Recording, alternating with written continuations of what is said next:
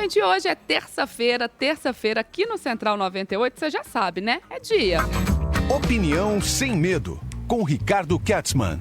E ele já tá aqui, Ricardo Kertzmann, na área, para trazer mais um tema pra gente debater, pra gente refletir, sempre contando aí com a sua participação. Ricardo, bom dia pra você, seja bem-vindo.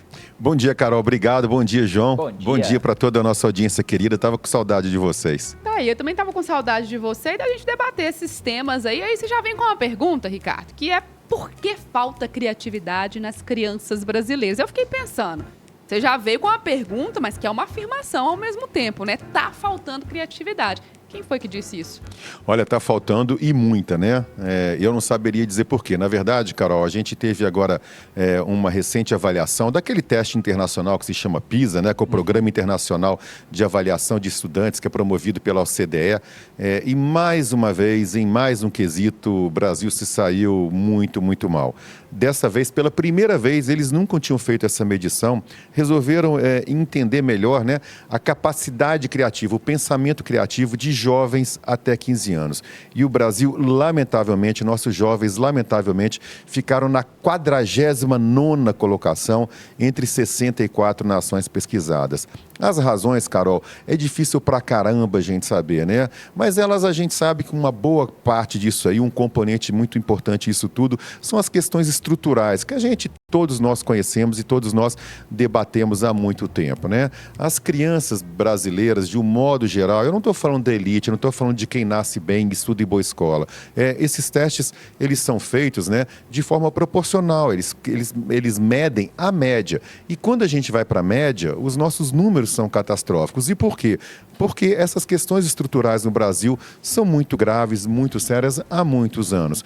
As crianças, via de regra, nascem mal, elas não têm uma alimentação adequada na primeira e segunda infância, não têm primeira e segunda infâncias, não tem também as condições sanitárias adequadas, lembrando sempre que 52% dos lares brasileiros nem sequer conta com saneamento básico, né? Você não tem acompanhamento médico, pedagógico, as nossas escolas, as escolas públicas são lamentáveis, não têm condições adequadas de aprendizado.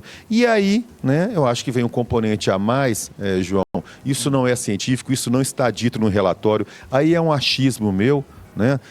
As novas tecnologias, principalmente os smartphones, né? As crianças, elas estão tão enfiadas o dia inteiro dentro disso e os conteúdos são tão automatizados, tão robotizados, exigem tão pouco, né, para que a gente olhe, para que a gente entenda esses conteúdos. É tudo tão rápido, TikTok de 15 segundos, mensagens curtas, sem profundidade, que eu acho, volto a dizer, isso não tem medição nem nada, isso é um achismo meu. Eu acho que isso tem contribuído também para essa perda de criatividade, para essa falta de capacidade das nossas crianças. Eu ia te perguntar justamente isso, Ricardo, se a gente tinha algum dado, né, que falasse sobre a questão do uso de telas, porque a gente tem dados, por exemplo, que mostram que o Brasil é um dos principais consumidores de rede social. A gente está muito dentro da rede social. E hoje eu presto muita atenção nisso, porque eu tenho, né? Minha bebê está completando 1 ano hoje, 1 ano sem telas. Falaram comigo que isso era impossível. Eu fiz até aqui. Estou dizendo que eu vou conseguir fazer 100% e que não vou usar a tela em momento nenhum. Mas é, de fato, um desafio muito grande, porque a tela está ali. Que quando você coloca a criança na tela, ela fica ali quietinha. Mas por quê? O que ela devia estar fazendo fora da tela, quer criar, quer brincar, isso desde bebê, né? Isso faz diferença. Ela está tendo pronto, está recebendo ali, por isso ela fica tão estática, ela fica tão quieta e para de dar aquele trabalho, né, o que se fala. Mas eu pensei justamente nisso. Eu vejo desde bebês, crianças e adolescentes hoje grudados em telas, não exercendo a capacidade criativa e fazendo como nós adultos, me coloco no bolo aqui, não tendo mais uma atenção para o mundo, para as coisas. A gente hoje anda no carro, você pega um carro por aplicativo, um táxi, você não vai vendo o que está na cidade, você vai com a cara enfiada no celular. E as crianças estão, obviamente, reproduzindo o mesmo comportamento que a gente tem. E aí, onde é que fica mesmo a criatividade? Não sobra tempo para isso. Perfeito, Carol. Lembrando que tela, basicamente, é imagem e som. Você não tem mesmo como ir além disso, né? Esse mesmo PISA mostra e reforça esse sentimento que a gente tem, que quando se mede a proficiência em português e as habilidades em matemática, no caso do Brasil, mais uma vez, a gente fica lá atrás, fica em 65º lugar em 81 países pesquisados, porque você não desenvolve habilidades. Eu tenho uma menina, uma adolescente, já é mulher, está com 18 anos. As mensagens que ela me manda de WhatsApp, obviamente que eu entendo. Mas não é português aquilo é uma linguagem própria da rede social. Então você não desenvolve essa proficiência. Esse teste que mediu a criatividade, João, era uma coisa tão básica, mas só que dependia dessas habilidades que a gente está falando, que não são mais exercidas. Um dos testes era você escrever um texto básico sobre a importância das abelhas. Gente, bastava você dizer, sei lá, olha, as abelhas são fundamentais porque elas fazem aquela função de transportar o pólen, né? Eu não sei se pode falar polinização. A polinização. Elas pousam de plantinha. Quer dizer, são coisas básicas, né? O outro teste, estou vendo aqui, as pessoas precisavam desenhar em forma de quadrinhos, aquilo que a gente fazia quando era pequeno, quando não existiam esses gadgets, né? Que era desenhar quadrinhos, um diálogo hipotético entre a Terra e o Sol. Planeta Terra e o Sol, sei lá, nossa, você está me esquentando muito, mas você também está quente por causa do aquecimento global. Eram coisas básicas, mas a perda dessa capacidade, eu acho que vem muito, sim, em cima disso. Imagem e som não desperta mesmo capacidade, habilidade. E eu concordo plenamente com vocês, assim, é só a gente lembrar quais eram as nossas brincadeiras, né? O que a gente brincava quando a gente era mais novo, e aí foi passando só essa questão da tecnologia em relação à escrita, por exemplo. A gente vê até aplicativos que você fala e ele escreve para você. Então, a gente não escreve mais. Hoje, outro dia eu escrevi um bilhete, o que eu falei com você? Você lembra? Falei, nossa, minha letra tá cada dia pior. Aí o João falou, claro, também a gente não escreve mais. Não escreve. Carol e João... É automático até a ortografia, tá, Ricardo? Desculpa, porque você escreve lá, o próprio aplicativo e tudo já corrige para você. Então nós ficamos meio automatizado. Com relação à escrita cursiva, há estudos que dizem que no prazo entre 30 e 50 anos, tudo bem que 50 está um pouquinho mais distante, mas 30 anos está logo ali na esquina, a linguagem, né, a escrita cursiva vai desaparecer por causa do teclado. E realmente faz sentido. Todos nós... Gente, uma ferramenta que até pouco tempo atrás era extremamente usual e já combatia a forma da escrita cursiva, que era o e-mail. E-mail também já não existe praticamente mais. Verdade. Quantos de nós a gente manda mensagens curtas de WhatsApp? E, Ricardo, a gente falando aí muito na questão do comportamento, mas tem também questões de investimentos, questões de leis, que aí quem manda lá, nossos congressistas, né, nossos deputados, senadores e o presidente da República. Como é que você avalia aí essas ações por parte deles em relação à educação? Ô, João, é terrível, é catastrófico, né? Saiu um outro índice hoje também que é tão importante quanto esse e tem a ver com a sua pergunta, que é o de competitividade global, né? Um índice que foi divulgado pelo Instituto Internacional de Desenvolvimento Gerencial. E o Brasil ficou lá atrás, ficou em 62º entre 67 nações. Gente, eu estou dizendo que a gente está em 62º entre 67 nações. Do Brasil até o último lugar, que é a Venezuela, né? São 5 posições. E o que derrubou o Brasil nesse ranking? Eficiência governamental e infraestrutura geral, João. Por isso que eu te falei, tem a ver com essas questões políticas, né? Se você pegar o Brasil, se você pegar as políticas públicas do Brasil voltadas para o desenvolvimento econômico, elas praticamente não existem. A gente está há pelo menos uma semana sem parar, o Congresso está todo parado discutindo aborto. Ou pior, né? Discutindo a possibilidade, o direito de uma criança estuprada abortar. É um tema que nem deveria estar em pauta, porque é tão básico, meu Deus do céu. Mas a gente perde uma semana com isso.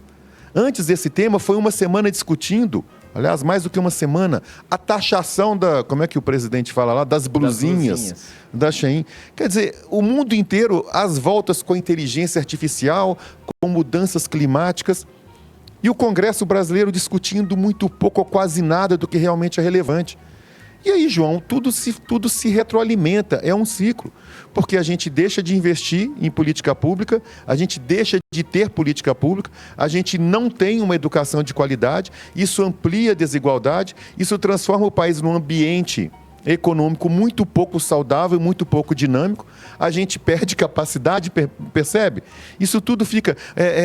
tem uma comparação, isso foi feito também recentemente, o salário mínimo, né? O salário mínimo nos Estados Unidos hoje, ele vai de $7 a $17, porque depende do estado, João, mas por hora. Aqui no Brasil, a gente está falando em $260 por mês, a depender do estado americano, em 4 dias. Um trabalhador americano faz o que um brasileiro faz durante um mês inteiro, em termos de rendimento. Né? Mas isso tem correspondência também na produtividade. Um trabalhador brasileiro, ele em média, produz apenas 25%, um quarto do que produz um trabalhador americano. Está tudo interligado, entende? E aí a gente não forma, voltando ao jovem, a gente não forma capacidade cognitiva, a gente não forma capacidade criativa num jovem, não dá uma educação adequada, ele não se torna um trabalhador produtivo, ele não ganha um salário, o ambiente de negócio fica ruim e a gente não consegue quebrar esse ciclo. E tudo tem a ver com política, tudo tem a ver com eleições. A gente nunca sai desse ciclo porque a gente, nós os eleitores brasileiros, insistimos em não votar adequadamente. Posso colocar nossos amigos na roda aqui? Adriano Lucas, de Contagem, as crianças não brincam mais, não existem os carrinhos, as bonecas, os peões. Ele citando aí algumas brincadeiras de antigamente. Alguns brincam ainda, né? Mas diminuiu bastante. Olha só esse outro aqui, eu achei interessante. O André falando com a saudade das enciclopédias, a Barça, Larousse, Atlas e o Guia Quatro Rodas. Vinha um mapa, aguçava o nosso cérebro. É assim também? Perfeito. Ô, João, ele tem saudade disso, eu também tenho, né? Vocês são mais novos, mas a gente, para poder fazer... Você tinha que fazer trabalho de escola, né? Dever de casa, você tinha que recorrer à enciclopédia. Não tinha um botão que você apertava e aparecia a resposta pronta para você. Mas e nunca ainda caiu o sinal, né? Era maravilhoso. Claro, mas ainda, tá? Existia um negócio, ainda existe por aí, né? Banca de jornal, ainda tem banca de jornal que não vende mais jornal. Né? Mas a gente ia às bancas comprar palavras cruzadas. Eram revistinhas que você tinha, sei lá, 20, 30 páginas de palavras cruzadas, de caça-palavras, de joguinhos igual forca, né, que você vai formando. Gente, é claro que aquilo desenvolvia não só a criatividade, como desenvolvia a habilidade em escrever, em ler, em compreender textos. Quando você elimina isso tudo... É claro que a gente... Olha, eu não sou saudosista, eu detesto aquele negócio de falar assim, antigamente tudo era melhor. Não, eu acho uma bobagem. Antigamente quase tudo era pior. Né? A humanidade progrediu muito, a ciência progrediu, hoje a gente vive muito melhor do que os antepassados. O mundo nunca esteve tão rico ou menos pobre do que hoje em dia. Existe desigualdade? Existe pobreza? Existe, mas nunca houve tanta riqueza também, né? Então eu não sou saudosista não, mas determinadas coisas tinham tudo para dar errado e deram. A gente falando sobre essa questão, como está tudo interligado. A gente falava hoje mais cedo aqui, né, João, sobre essa questão também do trabalho infantil. Sim. E a gente coloca vários pontos e a gente nunca pode esquecer que a gente vive, sim, num país ainda muito desigual. Então, quando eu falo da minha experiência aqui, eu não estou falando da experiência do brasileiro de maneira geral. E é uma coisa que muitas vezes é até invisível aos nossos olhos, né? Então, quando a gente fala assim, por que as crianças estão menos criativas, estão pouco criativas? É difícil a gente ter esse contexto, esse panorama, porque a minha realidade é muito diferente da realidade das outras pessoas. O Brasil é em território gigantesco, diferenças culturais também, diferenças de acesso. Nem todo mundo começa do mesmo ponto, parte do mesmo ponto para uma trajetória. Agora fica a reflexão mesmo, né? A gente está colocando aqui um problema, um ranking que foi colocado, que foi avaliado. Como disse o Ricardo, questões simples em que a gente está falhando. O que a gente faz agora para reverter esse processo? Será que dá tempo? Carol, dá tempo, eu acho, não dá tempo para o futuro porque o futuro já chegou. Não dá tempo, né? Sendo bem claro, né? E bem pessimista, não dá tempo. As questões relacionadas, por exemplo, à inteligência artificial. A gente sabe que essa é uma tendência, isso vai ocorrer, é um processo que você não tem como frear mais. A inteligência artificial vai influenciar e vai influir diretamente na economia porque vai retirar, sim, postos de trabalhos básicos. Isso há estudos que dizem que em 15 anos, é mais na esquina ainda, 25% das profissões que existem hoje deixarão de existir. E aí, o que seria natural e que será natural em países desenvolvidos é haver uma migração do trabalho que vai desaparecer para o novo trabalho que vai surgir. Porque é assim. Só que, diferentemente do que ocorreu lá atrás, na Revolução Industrial, quando havia substituição do homem, né, na agricultura, você tinha lá 50 homens fazendo colheita, você substituiu esses homens por um trator, por exemplo.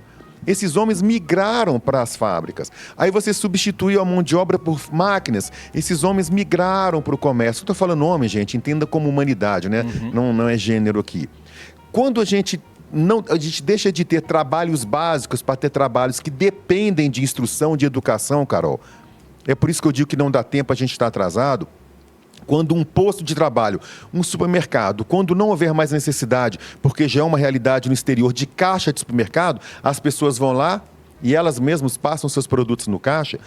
Este posto de trabalho que foi encerrado, que era uma pessoa que trabalhava naquele caixa, para ele migrar para um outro posto, vai depender daquilo que ela não teve, que é uma boa formação escolar.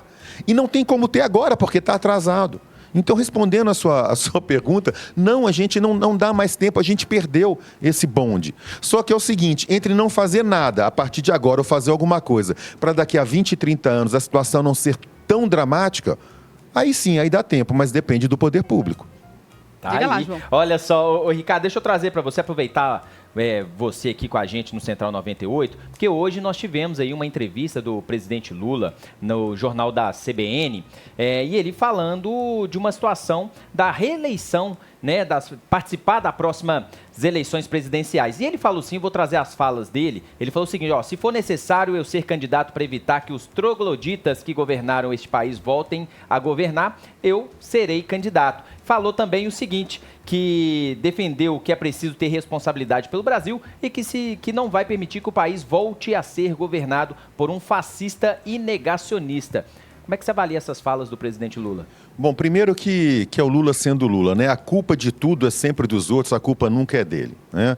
O presidente estava em viagem ao exterior e culpou os super, ultra, mega bilionários do mundo pela pobreza. Ele já havia feito isso, dizendo que a culpa da pobreza das crianças não comerem no Brasil, a culpa é dos mercados, né? Não, presidente, a culpa é do senhor. E eu falo do senhor como político, como presidente, do senhor e todos os demais, que se apropriam hoje no Brasil de 30% a 35% da riqueza que a iniciativa privada produz, pega tudo para vocês e não faz nada. Então a culpa é do senhor como governante. Começa por aí. Quando ele, Lula, fala e que ele pode ser candidato à reeleição, para impedir, né? Como é que é o termo que ele usou aí? Troglodita. Trogloditas, né? O que são trogloditas? Tudo que não é ele. Porque o presidente se candidatou, ele prometeu na última campanha que ele não iria, que seria a última eleição dele, que ele não iria para a reeleição, mas a gente sabe que é mais uma promessa que ele nunca cumpriu e nunca irá cumprir, porque ele não permite renovação nos quadros da esquerda, nos quadros do PT. Ele já havia feito isso lá atrás com a ex-presidente Dilma, quando ele deixou de apoiar, por exemplo, Ciro Gomes, né, fazer uma coalizão para poder indicar a Dilma na marra, como ele quis impor na marra o Haddad de dentro da prisão nas últimas eleições. O Lula não admite renovação. Então, não é para impedir ninguém, né, dos trogloditas, porque tem que entender o que ele quer dizer como troglodita. Ou seja, tudo que não é ele não presta, tudo que não é o PT não presta, é assim. Esse é um dos grandes problemas do Brasil. E é um dos grandes problemas que vai ao encontro do que a gente estava debatendo aqui no começo desse nosso programa, gente. As políticas públicas, elas precisam sair desta caixa mofada que os governantes brasileiros aprisionam a sociedade brasileira, enquanto não acabar com essa idiotice de ideologização de tudo, de briga de tudo. A gente não sai do lugar. Política pública se faz conversando, debatendo, incluindo e não eliminando. Tá aí, Ricardo Kertzmann na coluna Opinião Sem Medo, toda terça aqui no Central 98, segunda edição. Siga nas redes sociais, @Ricardo Kertzmann. Ricardo, obrigada, até semana que vem, viu? Obrigado até semana que vem, boa semana para todo mundo. Obrigado. Valeu.